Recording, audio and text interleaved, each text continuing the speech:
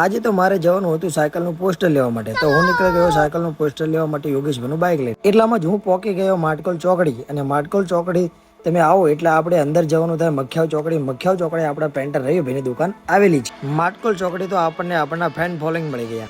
એટલામાં જ હું પહોંચી ગયો પેન્ટર રવિભાઈની દુકાને. પણ અહીંયા આવીને જોયું તો રવિભાઈની દુકાન તો બંધ હતી. થોડા સમય વાટ જોયો એટલે રવિભાઈ આ ગયા અને રવિભાઈ દુકાન ખોલી નાખી. શ્રી રામ.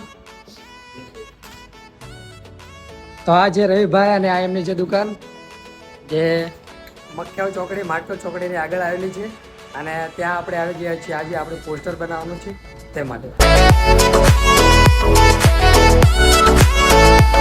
તો મિત્રો આપણું પોસ્ટર બની અને રેડી થઈ ગયું છે. મિત્રો આપણું પોસ્ટર કેવું લાગ્યું તે એકવાર જરૂર કમેન્ટ કરજો. અને તમારે પણ કોઈ જાતના પોસ્ટર બનાવવા હોય તો રવિભાઈની દુકાનની મુલાકાત લઈ શકો છો. તે સરસ પોસ્ટર તમને બનાવી આવશે.